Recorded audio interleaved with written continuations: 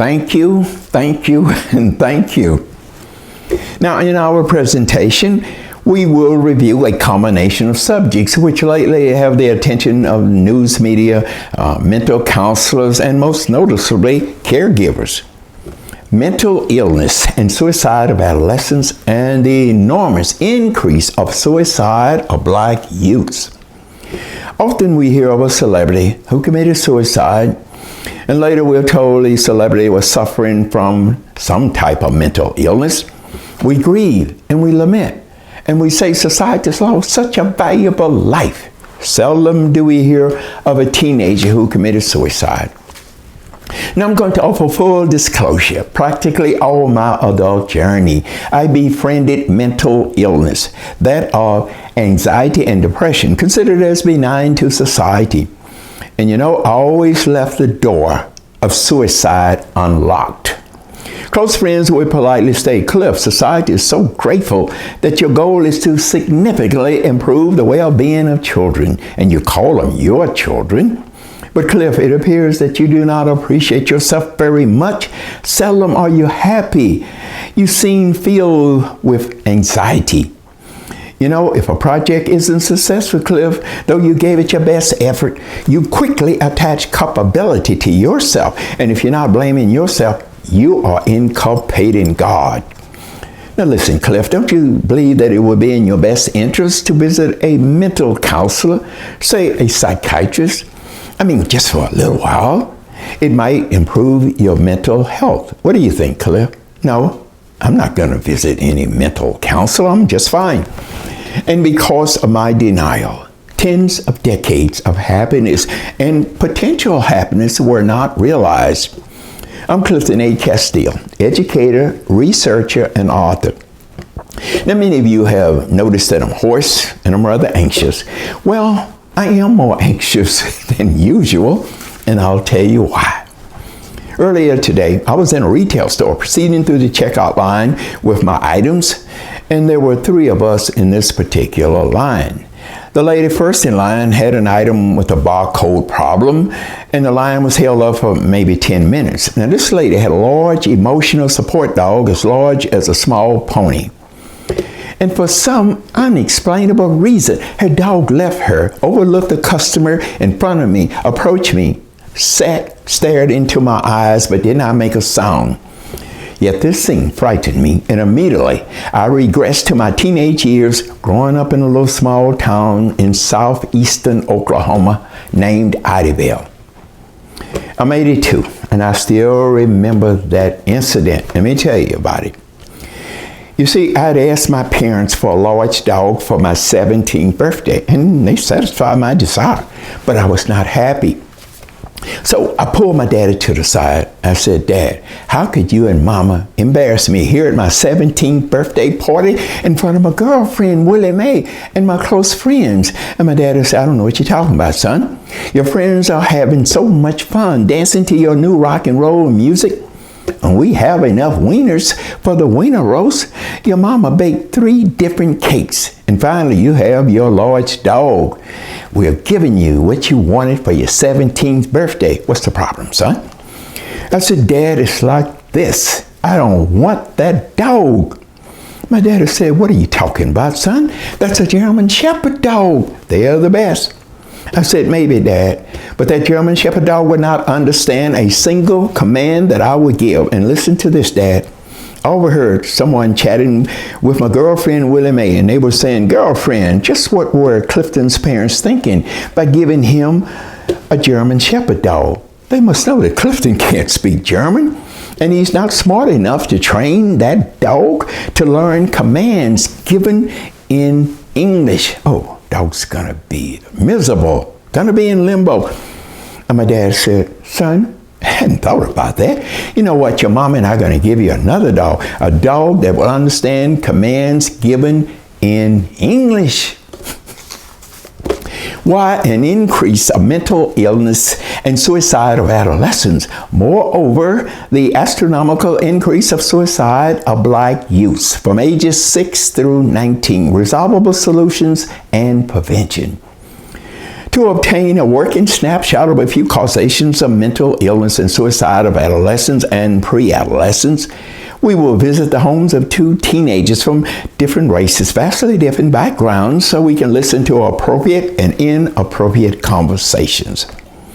Our presentation will review the two most common types of mental illness of young people, and they are anxiety and depression, which happens to be the most challenging parameters of Gen Z. Anxiety, or being anxious, is an emotional feeling of having tension, having thoughts about impending issues. Now, let's say you've been with a severe headache for about 2 months. So you decide to visit your care physician, and he or she recommends a CAT scan of your brain. And they'll say, well, I'll have the results in a couple of days and I'll give you a call. Meanwhile, you are anxious. You can't eat, you can't sleep, you can't think. And you're more than certain that you have a large cancerous tumor in your brain. And to elevate your concern, well, it's been about a week and your physician hasn't contacted you. Later, your physician calls and says, I have good news for you. There are no tumors in your brain. And you will say, are you sure, doc? You mean I worried about nothing? I had prepared to die. Why would this person, you may ask, not appreciate good news? Well, I'll tell you why. This person is full of anxiety and it's caused by too much cortisol. And this person just wants something to be wrong with them. Now I'm laughing because I know this person very well. Now, depression is a mood disorder consisting of sadness, despair, loneliness, guilt, social withdrawal, sleep disturbances. But I need to note this much. If a young person is overwhelmed with sadness for less than a month, this is not depression. It could result from the breakup of a close friendship. David Brooks gives this working definition, and he got it from Michael Gerson. Depression is a malfunction of the instrument a person uses to determine reality. Scholars seeking explanations of this troubling trend of mental illness and the acceleration of suicide of adolescents and pre-adolescents point to everything from being unable to obtain mental health treatment to social media exposure, to easy access to firearm and overusage of smartphones. Children as young as 10 have a screen time average of about 8 hours daily, and too often they become addictive. A new study by the University of Southern Denmark gives us this. When caregivers remove smartphones from young children, in about 2 weeks, a significant improvement was measurable in their mental health.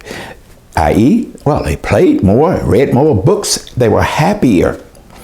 Dr. Jonathan Haidt, a most renowned psychologist, gives us this. Adolescents and Gen Z more than ever are suffering from anxiety and depression. Now, according to the CDC, suicide is the second cause of death among young people. Each year, 5,000 adolescents commit suicide, and 40,000 or 62% admit they are suffering with some type of mental illness, or they have in the past 2 years. And 70% of pre-adolescents say they are depressed and have thought about suicide. 10% of high school students attempt suicide, and this rate is much higher among minorities and girls. Time magazine notes this. The suicide rate among adolescent girls has reached a 40-year high. Previously, for every 4 boys who committed suicide, 1 girl took her life. Today, the gap has narrowed to 4 to 3. And it should be noted that more girls attempt suicide. 29% of adolescents have a plan to commit suicide. A recent study published in Psychology Today reveals some of the perils of social media platform for some users, say if they are not popular. Now, this underscores this particular reason is because as many as 40% of social media platform users outright lie, they exaggerate, concerning the amount of fun that they are having or how happy they are. Say this, they might post a picture standing in front of a famous eatery, and they'll say, well, my family and I eat here every weekend. Chances are they do not. Now, these popular people who consider themselves a rock star seldom read their friends' posts. They visit social media platforms only to view the number of approval they have received after posting anything. They'll just put a picture up there. And they tell themselves they must post something. If not, their friends will be unhappy with them. Black adolescents use social media much more than their white counterpart, hoping to be popular, to be respected, and to be appreciated. However, so often they are met with racist remarks, and their depression is just augmented. Now, the downside of false information is many users of social media platforms believe their deception, and they succumb to stress and possibly commit suicide. Because when they post something, they only receive maybe a handful of approval, and they want to be popular and accepted. Now, many reasons also that users of social media platforms commit suicide, and this is due to vicious lies and rumors stated about them, or explicit photos which they shared with a close friend, and this friend just put it all over the internet. Time after time, we are informed of someone, a Gen Z, who is said to be guilty of a mass shooting, who is upset with society, and because they are not appreciated on their social media platform.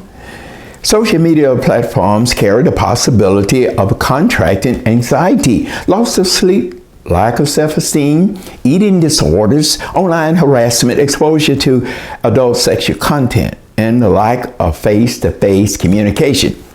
To feel better, we must talk to someone in person. We can feel empathy and we can give empathy, because 90% of a person's communication is nonverbal. Now, the Surgeon General has asked Congress to place a warning or guardrails on the uses of social media platforms like those placed on tobacco and alcohol to prevent credulous young people under the age of 15 from suffering with mental illness and having thoughts about suicide. Some of them might commit suicide. Now, notwithstanding, social media platforms can be used in a positive manner. You can unite users who have some of the same common experiences or parallel challenges, and you can learn about new fashions and the gossip about celebrities and different activities that take place in the community. The Trevor Foundation notes this: adolescents who are LGBTQ+ are harassed daily, and nearly half seriously consider suicide. In 2018, it was a study revealed to us by JAMA, and it's very disturbing, much telling. The suicide rate of children ages 5 through 12 is roughly 2 times higher for black children compared with white children of the same age group. And unlike many white children, black children are not provided with mental health care. And this study also found that in rural areas, youth suicide rate tends to be double that of urban area teenagers. Now, in a 2023 study done by the American Heart Association, they noted this: 5% of children of middle school age, mostly white children, use e-cigarettes, which contributes to depression and attempted suicide. Now, a study revealed this: the most common reasons for high rates of suicide among black youths are racism, 40%, depression, 32%, poverty, 26%, and cyberbullying, 22%. Now, let's say 2 teenage girls are chatting when a reporter approaches the black and white teenagers and says something like this: "What do you think about Taylor Swift's new LP? Do you think Beyonce should sing country music?" Now, the reporter's back is to the black teenage girl, and thus both probes are presented to the white teenager. Now, this reporter's negative behavior has elevated a lack of self-esteem and self-worth of the black teenage girl. And we also must note this much: seldom do we see a picture of a black teenager on one of those teen magazines, and we don't see them represented very much in commercials. And all of this gives rise to low self-esteem and maybe suicide. A study in a medical journal points this out. A young girl who begins her period early, and many girls will start their monthly cycle as early as 9 years, and thus a girl will have a greater risk of depression, antisocial behaviors, low self-esteem. Many pediatricians note this, that an early period will interfere with growth development. A girl's height will be underrepresented, and thus causing a girl to be short and overweight, and will develop unusual large breasts. And possibly they're going to endure future health challenges. Early menstrual cycles occurs more often with racial minorities and low-income white children. As previously noted, we will visit the homes of 2 adolescents, one black and one white. First, we'll visit the home of a tall, black, attractive 16-year-old female named Juanita. Her mother is single, and they live in the most challenging environment. Dogs are barking all night, loud music, sirens are going off. And it's not a stretch to assume that Juanita is often sexually harassed. Now, here are a few conversations between mother and daughter. Guess what, Mama? I got a B on my math test. Juanita, can't you see I'm on the phone? Now, when her mother's off the phone, it's about time, Juanita. I'm so sick and tired of signing those progress reports stating that you are failing math. Another conversation. Juanita, why didn't you clean the kitchen like I told you? Well, you see, Mama, my period is down. I'm cramping. I have a terrible headache. And so I just decided to lie down for a while. I'm going to do it later. Is that okay with you, Mama? No, it's not okay, Juanita. I don't want to hear excuses. Get out of bed and do what I told you to do. Another conversation. Mama, can I have some money to join a girls club? No, because you have to be told to do everything, and I don't have any extra money. And of course, the mother, spent I don't know how much money on one of these smartphones. So later, Juanita decides she is tired of being disrespected and not being noticed, not receiving a wealth of appreciation on social media platforms. Juanita believes that she is a non-entity and that she should commit suicide. However, before Juanita commits suicide, she's like many others who plan to commit suicide. First, they must assure themselves there's not a possibility of having a fruitful life, to be loved, to be enjoyed, to be respected. You see, suicide is not an impromptu decision. People want to get it right. Think about it. Yet, it is reasonable to believe that Juanita's mother loves her. She worries about Juanita when Juanita leaves home. Her heart goes out with Juanita. She remains up until Juanita returns. But then why does Juanita's mother exercise her unproductive manner of communication? Well, maybe because she's a low-wage worker who is despised and marginalized at her place of employment. And unconsciously, she regurgitates her frustration of being maltreated. And so often, Juanita becomes her victim. Now, let's say this though. One day, Juanita's mother has an awakening about positive parenting and how she should communicate with her precious daughter. Here are a few conversations that will take place. First one. Juanita, I see that you didn't get a chance to clean the kitchen as I asked you to do. That's okay, honey. You rest. You can do it when you feel better. Another one. Daughter, I like the way you style your hair, and I'm sure boys will. Now, remember this, honey. Do not read those notes or answer them in class. You got to keep up your classwork. Remember, we agreed that you will advance your education after high school. Another one. Mama, I don't know what I'm going to do, but I thought that I would ask you about a boy. Okay, come on, we'll talk about it. I had experience there. Here's another conversation. Juanita, I found some extra money, and so you can join the girls club. One more here. Daughter, could you please give me a hand in the kitchen? Oh, thank you, Juanita. You saved the day, sweetheart.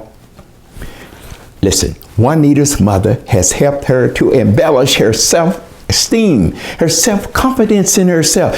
And thus, Juanita stands a little chance of suffering with mental illness. And she won't think about taking her life. Now, we will visit the home of a white male. Brian is 17, inclusive without a close friend. He's harassed in school because he's short and he's overweight. No matter what Brian posts on social media platforms, it is not appreciated. And this disturbs Brian. Often he will hear something like this when someone posts something. When are you going to lose weight? You're so fat. So Brian smokes pot, cut classes, and hangs out at the mall to unconsciously lessen his anxiety and depression. Brian's parents are professionals, but often they're just too busy to have fruitful conversations with their son. So one afternoon, Brian's father attempts to communicate with him. But Brian ignores his father, and he stares at his phone. So his father lets him have it. Now you look here, son, don't you hear me talking to you? You put away that phone when your mother and I are speaking with you. I'm tired of your damn attitude. You ought to be grateful to live in a large, spacious home, to have an enormous weekly allowance. You have a credit card. You have a car. Now, damn it, you show some appreciation, son.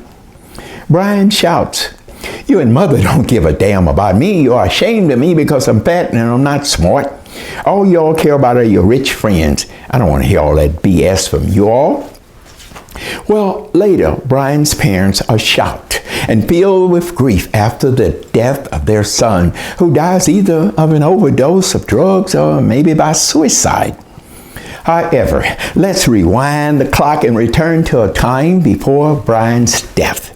Miraculously, Brian's parents have an awakening and they realize that how they should change their attitude, or I should say their method of parenting. And this is to prevent their son from dying.